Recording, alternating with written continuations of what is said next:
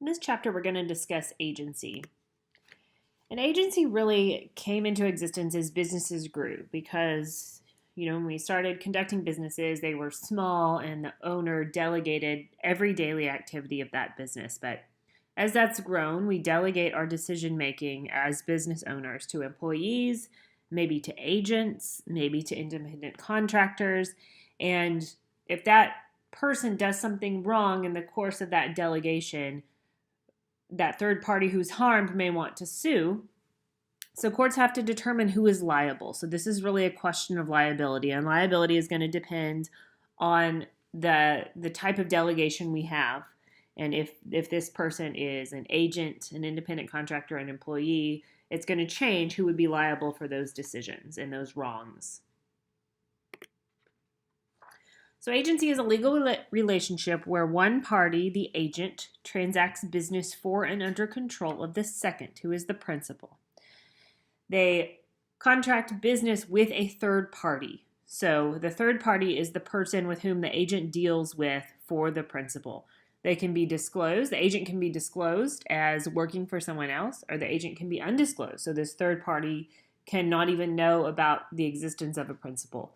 But the agent relationship is a three-party relationship where there's a principal, agent, and third party. An agency relationship is always consensual because the agent has to agree to act for the principal, and it's fiduciary, which means a relationship of trust. So here's a little graphic showing you that the principal would authorize the agent to conduct business with a third party. In that case where we have all consensually authorized this, the third party and the principal, even though they may have never spoken or met, have privity of contract. There's a contractual liability between these parties, and they have privity of contract. Since they have privity of contract, the third party can generally sue the principal as well as the agent. Not always, and we'll talk about some exceptions, but generally. There's also employer-employee relationships. These are not principal-agent relationships. The legal principles governing these types of relationships are similar, but not exactly the same. The main distinction between the two is that the agent employees would have authority to deal with third parties on behalf of the principal, but strictly employees would not. So agent employees would have the authority to deal with a third party. Employees would not. There's also a master-servant relationship, which is generally defined as the employer-employee relationship, but not always. A master is a person who has the right to control the activities of another person. A servant is a person whose activities are controlled. So sometimes people use these terms interchangeably with employer-employee relationships. That often happens in questions of tort liability. There's also proprietor-independent contractor relationships. An independent contractor is someone who agrees to do a job and retains complete control over the methods employed to obtain the final completion. The proprietor is the party for which the independent contractor works. So this is different than an employer-employee. Under this, the independent contractor is not subject to the control of the proprietor. They get to decide when to do the job, how to do the job. They maintain all required business licenses and permits. They pay expenses of completing the job. Their only obligation is to finish the job to the satisfaction of the proprietor. So when we talk about liability, there's many different types of liability, and these are some, and there's more on the next slide. And the type of liability we're talking about is also going to affect who is going to be liable for that situation. All right, we're going to talk about these types of liability as well. So the first is tort liability, and you have to probably think back to your first business law class. But remember, a tort is a civil wrong, not a criminal wrong. If you recover under tort, you would get money damages. The person would not go to jail for committing a tort. Vicarious liability is going to be based on the principle of respondeat superior, which says, let the master speak for himself. Let the master respond. So to determine whether someone is liable for tort liability, the distinction between master-servant and proprietor-independent contractor relationships is very important. So with an independent contractor, that person is going to be liable for their own torts, but the proprietor who hired him or her is not. But under master-servant, generally the master is also going to be liable for the servant's torts. All right, and here are the questions we need to ask. Is this either an agent or employee who committed the tort against the third party? All right, and then moving over to the next. So if yes, were they acting within the scope of their authority or the course of their employment? All right, so if we say no, if I hired someone, I'm an employer, and I hired someone to do my accounting work for me, to work QuickBooks, and instead of doing that, they go out and steal from a third party. That was not acting within the scope of authority or the course of employment, right? So that would be no. In that case, only the agent or the employee would be liable. But if yes, if they do something wrong while acting in the scope of their employment, both the agent and principal or employee and employer are going to be liable, right? Were they acting within the scope of authority or course of employment? Yes. Again, yes. If that is true, they have the right to indemnification from the agent or employee. If they were not, potential liability unless the agent or employee pays. All right.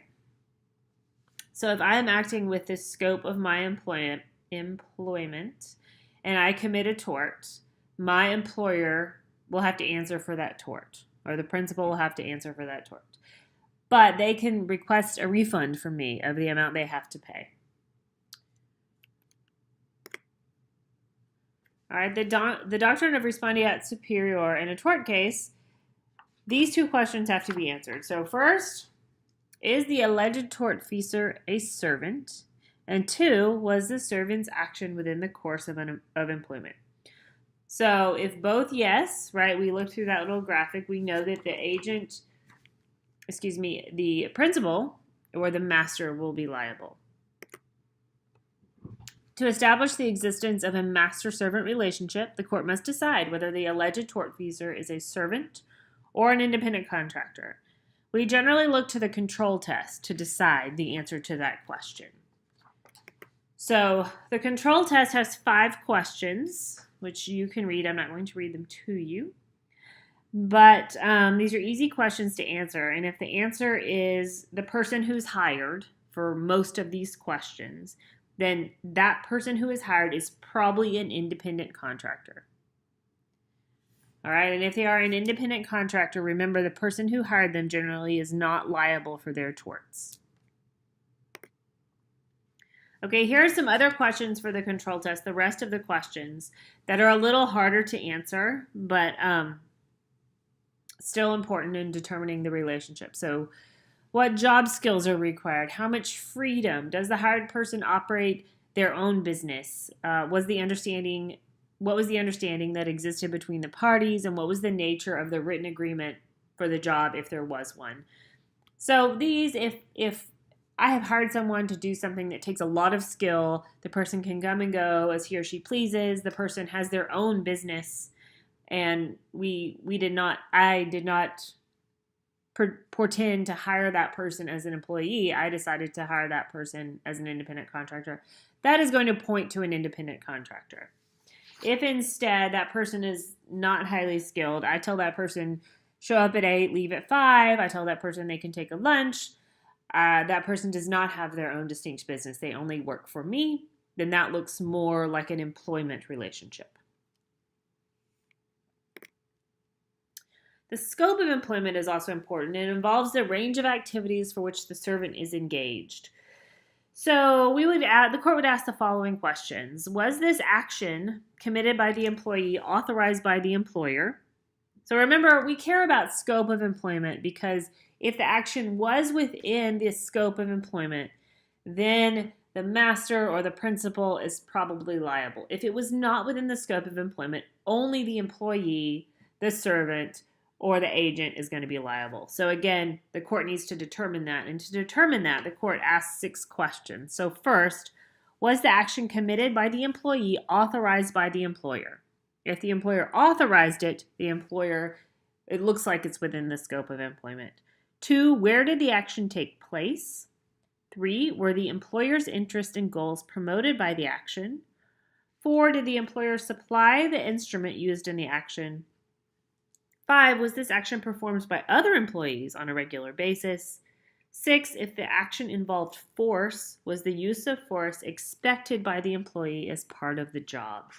So again, there's no rule that says, well, if I answer 4 of these and it looks like this person acted within the scope of employment, then it's within the scope of employment. The court can focus on only one factor. It can focus on all the factors, but these are just important facts that the court would use to decide whether or not this action was within the scope of employment.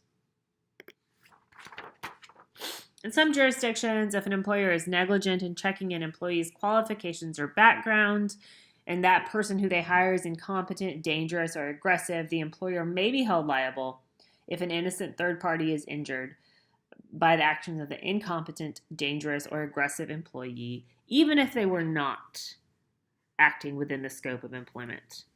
All right, that can be negligent hiring, negligent retention, negligent supervision, something like that.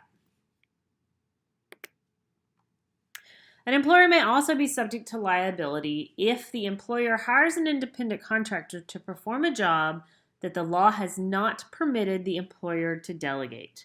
So an airline cannot delegate the responsibility it has for the safety of its passengers by just hiring an independent contractor to do its maintenance work. The airline would still be liable even if that was an independent contract relationship. That's called a non-delegable duty. The proprietor cannot delegate it or pass it off to another party. They will still remain liable. Okay, so we just finished up tort liability. Now we're going to talk about fiduciary liability. Remember, this is a kind of a trust. Fiduciary means relationship of trust. So when an employee breaches his or her fiduciary duty to a third party, the employer may be liable for any injuries that result from that breach if the employer had reason to believe the employee might breach that duty. So the employer has to have reason to believe. Moving on to criminal liability. Remember, criminal liability is harms against society, not just financial harms. They're harms against society. You can go to jail if you commit a crime. And crimes require a specific mental state usually. So, either knowing, reckless, something like that. So a principal or employer usually isn't liable for these crimes because they do require that mental state unless the principal or employer actually aids or participates in their commission. And in that case, if they aid or participate in their commission, the employer or the principal usually has the required mental state. Okay, now moving on to independent contractor liability. Remember, independent contractors are generally business owners. And so any tort committed by an independent contractor is usually the responsibility of only the independent contractor, not the proprietor. The proprietor can be held liable, though, if they're not careful in hiring, training, supervising, and or retaining an independent contractor. And also they can be liable if they have tried to delegate a non-delegable duty. Remember, like the airline example. The economic realities test is a test that is sometimes used to determine worker status, so independent contractor or employee. It's generally tailor-made to reflect the goals of each statute and is fairly flexible. So whatever we're trying to sue, whatever tort statute we're trying to sue under, it would have its own economic realities test. It's going to include determining the hired party's autonomy on the job, the length of time involved in the employment situation, and the level of skill needed to do the job. But these factors can change depending on what jurisdiction we're in and what statute we're looking at. The federal government generally has sovereign immunity. So sovereign immunity is a doctrine that prevents a lawsuit against a government without the government's consent. That has been limited by the Federal Tort Claims Act of 1946. It says whenever a federal employee harms a third party or private property while driving a motor vehicle in the course of employment, the federal government is liable. But it does preserve the government's sovereign immunity for a category of discretionary actions by officials.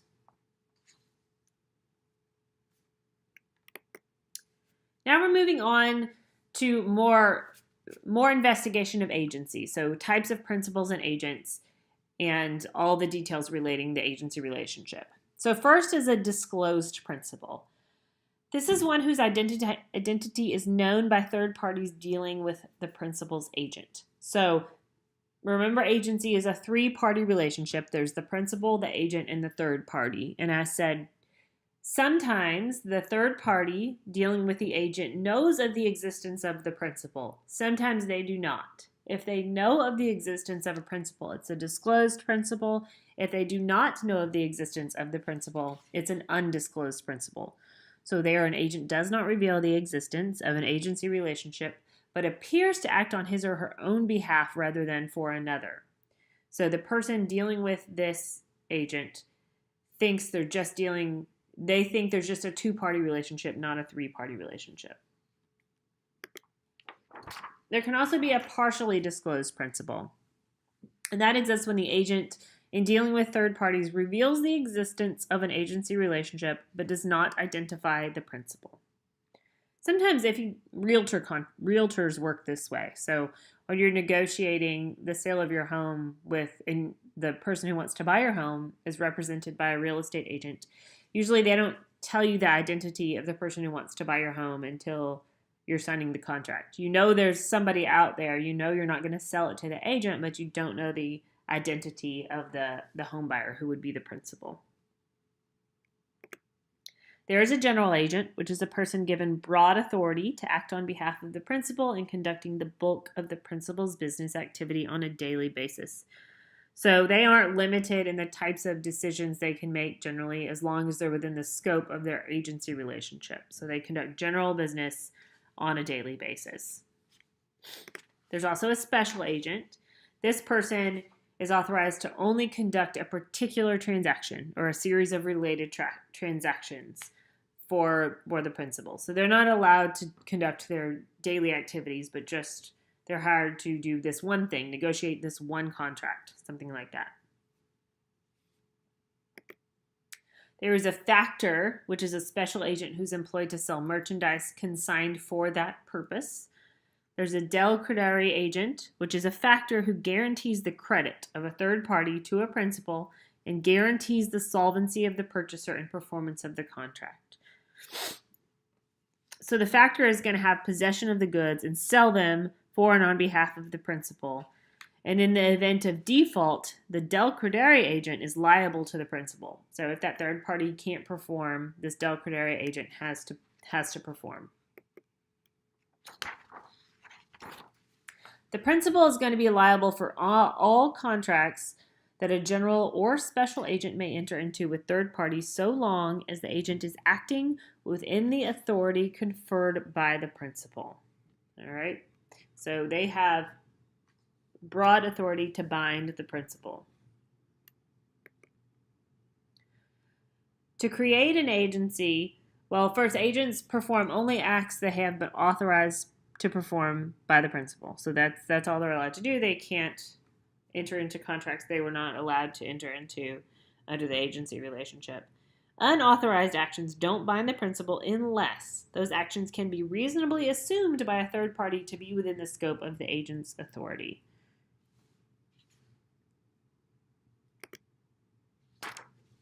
An agency can be created in one of these ways, which we will talk about in the following slides.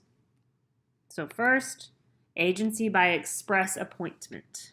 This is going to occur when the principal, either orally or in writing, creates the agency relationship. The express authority is created at the same time that the principal appoints the agent and creates the agency relationship. All right, this is very specific, right? A principal is going to write down the instructions of the agent. They're going to sign a contract, something like that. There can be agency by implication. That's implied authority. The agent's authority to perform acts that are necessary or customary to carry out the expressly authorized duties. So, implied authority can be described as incidental authority when the acts performed are reasonably necessary to carry out express authority. An agent might have incidental authority to contract for the repair of the principal's van that broke down while being used to deliver perishable products that the agent had express authority to sell and deliver. Implied authority may be described as customary authority when the agent acts in conformity with the general trade or professional practices of the business. There can also be agency by estoppel. So the agent can have apparent authority or lingering apparent authority. And this is when agency by estoppel is when the agent doesn't actually have explicit authority to do something, but they might have apparent or lingering apparent authority. Apparent authority is when a principal, by words or actions, leads a third party to believe a non-agent is an agent. That principal has now created apparent authority in that non-agent by estoppel. So if me and a friend were, talking to a third party and I said jokingly, if you can sell my house for $250,000, go for it. And that third party heard and contracted with my friend to sell my house, to buy my house for $250,000. I created apparent authority by estoppel. Even if I didn't really intend, even if that was a joke, that was agency by estoppel. There can also be lingering apparent authority, and that's created when the principal terminates an agent's actual authority but doesn't give notice of that termination. So if I have an agent working for me to negotiate a deal and I fire the agent, but I didn't notify that third party with whom the agent was working, that agent has lingering apparent authority, and I can still be bound by contracts of that agent. There can be agency by ratification. That can occur when the principal approves the unauthorized act performed by an agent or by one who has no authority to act as an agent. So the agent either did something they weren't supposed to, or they didn't actually have authority, but instead of not honoring the contract, I approve it, I ratify it. Certain other conditions must be fulfilled for ratification to be valid. So first, the principal must have the capacity to ratify and have knowledge of all the material facts. The act must be legal and be done on behalf of the principal. The ratification must apply to the entire act of the agent. Ratification must occur before the third party withdraws. The principal cannot accept the benefits of an unauthorized act and then refuse to accept the obligations that are part of it. So they can't halfway. An agent has obligations to the principal as well. An agent must do the following. So they must obey all instructions and be loyal to the principal. They must exercise reasonable judgment, prudence, and skill, and account for all property. And they must perform work personally and communicate fully with the principal. There are remedies available to the principal if the agent acts out of their scope. So first, they can terminate the agent's contract of employment. They can withhold compensation otherwise due the agent. They can recover any profit the agent might have made in violation of agency obligations. They can recover money or property gained or held by the agent to which the principal is entitled. They can restrain the agent from continuing to breach the agency obligation. They can recover damages from the agent for breach of the contract of employment or assessed against the principal for the agent's wrongdoing. They can rescind a contract entered into by the agent based on an improper relationship between the agent and the third party.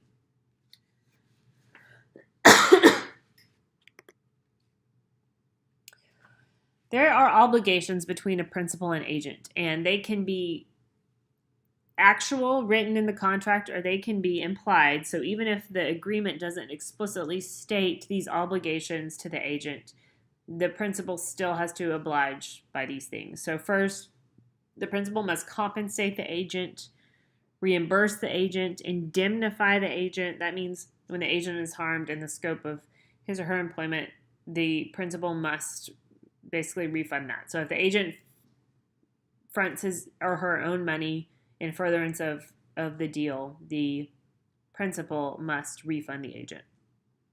They must also cooperate with the performance of the agent's duties. There are remedies available to the agent. So the agent may leave the principal's employ. They may recover damages for the principal's breach of contract. They may recover the value of services rendered. They may obtain reimbursement for payments made for the principal.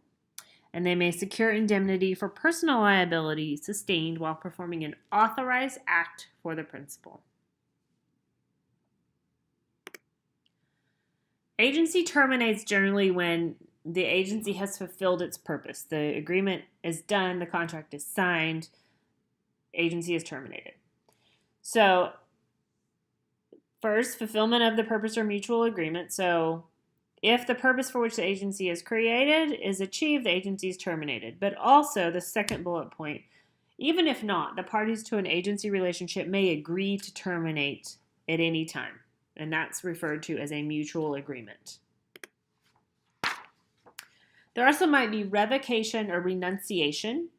Revocation is acting with or without cause. The principal may terminate the agreement by simply recalling the agent's authority to act. So the principal may basically fire the agent, and that would be revocation of the agreement. Renunciation may also occur on the agent side. So an agent can quit. An agent may terminate by giving notice to the principal that they're quitting. It can also be completed by operation of law. So first, death or insanity. If the principal or agent dies or becomes insane under the operation of the law, the agreement terminates. There can be a durable power of attorney, which preserves the authority of an agent should the principal become incapacitated. So generally insanity is going to terminate all agency relationships. But if a person has executed a durable power of attorney prior to becoming insane, that will continue. That agreement will continue even after incapacity of the principal. Bankruptcy terminates all agency relationships. And there can also be termination because of impossibility of performance. So what they are doing has now become impossible. They want to contract to buy a house. The house has caught on fire. They can no longer do it. That is impossible. What they have decided to do was legal when they entered into this agency relationship. There's been a new law passed. What they want to do is now illegal. So there's impossibility of performance. By operation of law, that agency relationship ends. There's also an agency relationship called agency coupled with an interest. This is an agency agreement in which the agent is given an interest in the subject matter of the agency in addition to compensation. And this concept is going to protect the agent's interest in the specific property that belongs to the principal that is the subject of this agreement. So the only exception to this rule that either the principal or agent may terminate an agency relationship at any time is going to arise in the situation of an agency coupled with an interest. In this case, the principal cannot revoke agencies of this kind without the consent of the agent because the agent now has an interest in the subject of the agency. Agency is also important in healthcare settings. So, as it's telling you, in the 21st century, healthcare issues have increasingly crossed paths with and sometimes even collided with the law. Sometimes these issues surface in new legal devices designed to deal with the unintended consequences of changes in medical science. So the latest devices to impact agency law are anatomical gift instruments, living wills, healthcare powers of attorney, and do not resuscitate or DNR notifications. An anatomical gift is a donation made in advance, usually by notification on a state driver's license or ID, that indicates the person's desire to donate parts of his or her body after death for the purpose of transplantation, treatment, research, or training. All right, so this is obviously a relationship that it is a decision you've made prior to death, and it survives after death. This anatomical gift decision survives after death. A death statute states that an individual is dead if the individual has sustained either irreversible cessation of the circulatory and respiratory functions or irreversible cessation of all functions of the brain, including the brain stem, as determined in accordance with accepted medical standards. So, as we know, with advances in medical science, you can keep someone alive for a very long time after normally they would have passed away in years past. So there are some agreements dealing with that are generally types of agency. Living wills are declarations that generally include the power to end nutrition and hydration treatments. So to terminate such treatments, the individual must be in a terminal condition or be in a permanently unconscious state. A living will is an instrument that declares an individual's desires in relationship to the withholding or the withdrawal of life prolongation treatments. So things that we do to keep people alive. And a person, while competent, can create a living will that directs doctors about the actions to take should the person need nutrition and hydration treatments. A durable healthcare power of attorney is a document made by an adult who is mentally competent, which empowers the principal's agent to decide issues of healthcare for the principal when that principal has lost the innate ability to decide on healthcare issues for him or herself. So this appoints usually a spouse, a parent, someone like that to decide healthcare decisions when the person who is now competent becomes incompetent and can no longer do it for him or herself. A DNR identification, or a do not resuscitate, it's a document, a form, a necklace, a bracelet, some sort of technique that indicates that the declarant has previously implemented a desire to not undergo CPR or other life-prolonging activities as specified by the statutory law. Again, these are allowed when they are made when the person is competent, and when they become incapacitated, then the nurse, doctor, whatever, they're not allowed to perform CPR or other life-prolonging activities.